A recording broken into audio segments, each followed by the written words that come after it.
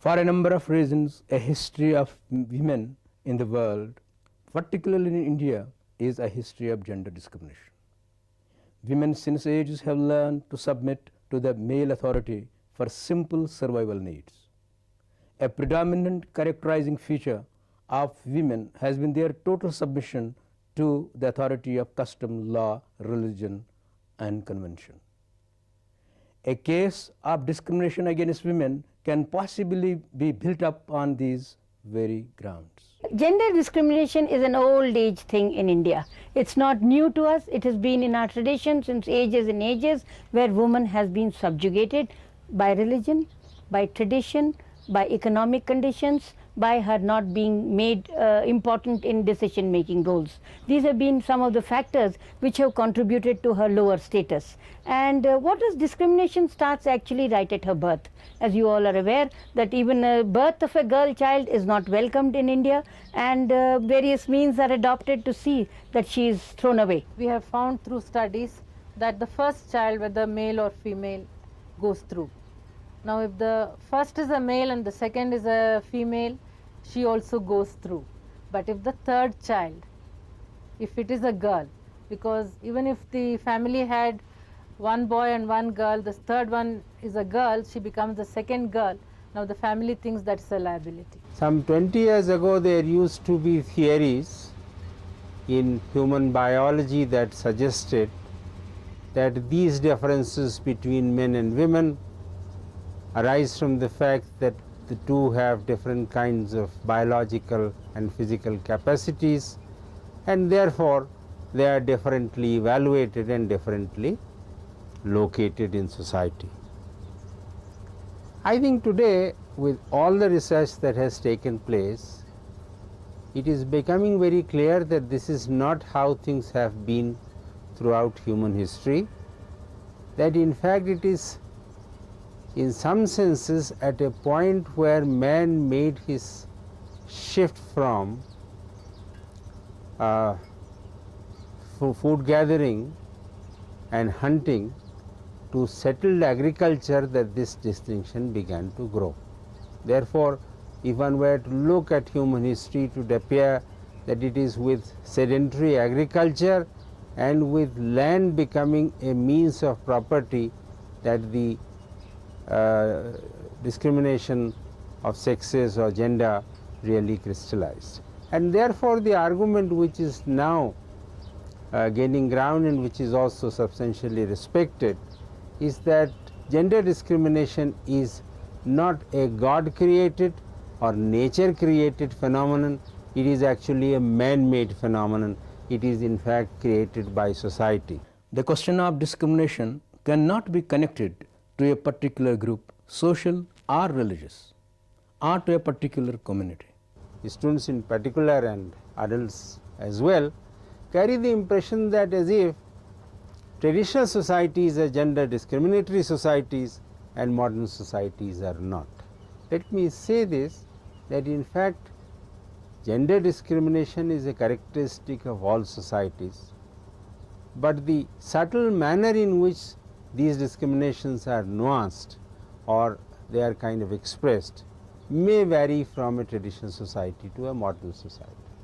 In traditional societies, very often families are struggling to survive, and therefore there is a relative division of labor, but that is very often also negotiable, and therefore sometimes in fact men would do the kinds of jobs that women would do.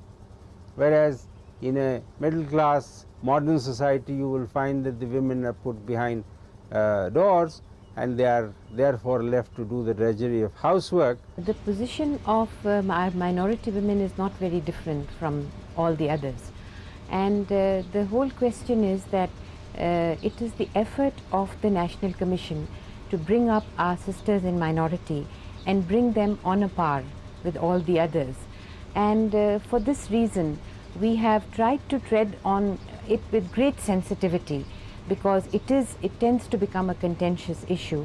What we have done is we have extensively toured the country, and we have toured areas where there is a large concentration of minority women. We have found that whereas there are a lot of vested interests, there is a lot of politicization, but we have gone on valiantly trying to address the issue, and it has been a light at the end of the tunnel that we have found in every area. There are younger groups of women who have realized the problems themselves, and from within the community we are finding that there is a source of light that springs from there, and we are trying to nurture that and to try to bring it forward, because the problems that they encounter, the gender discrimination, the atrocities, the dowry, whatever exists in the rest of the community, the minorities are no exception, and we feel that the spirit is coming from within and we are acting as catalysts. The Western countries where women are advanced, they are highly educated, what happens? Now even there is a glass ceiling. Women are not allowed to go beyond a level. When you will have large number of women at the lower and the middle levels. Now when it goes to the top as president of the company, chairperson or the managing director, there are very few women. In American society, one of the major debates at the moment is that in corporate sector jobs, women reach only this far of the ladder, they don't reach the top of the ladder at all. So I think these are some of the things that are characteristic of societies characterized by gender discrimination.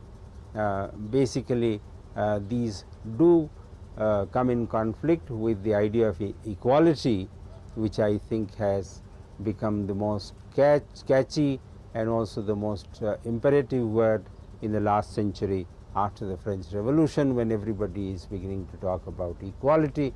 And if equality is a desirable value, then why should it not also apply to relations of gender and relationships of men and women? Advanced science can tell you the sex of the fetus even in the womb.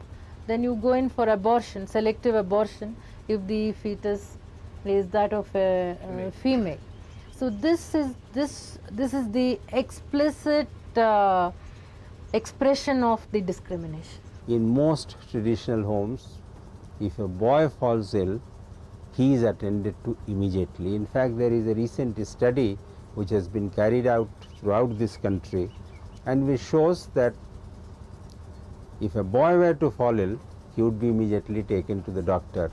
If a girl would fall ill, parents will wait for a day or two, and when her situation worsens, only then would they take her to a doctor. If there is less food to go around, she would get a lesser share, and the boy would get a better share. Whether it is a question of control over property, whether it is a question of access to food, whether it is a question of working outside or inside the house, everywhere there is in fact a degree of discrimination which is practiced. Opportunities for higher education.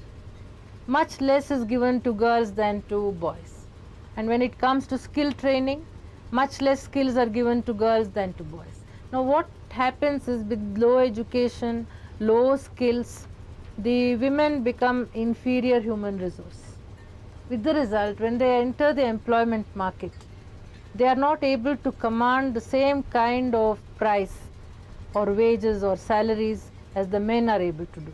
So they end up in lower jobs, less skilled jobs with low wages, and their economic status is lower.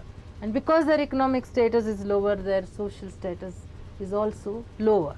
And because they don't have a social status, you don't include them in the decision making processes, in the political processes.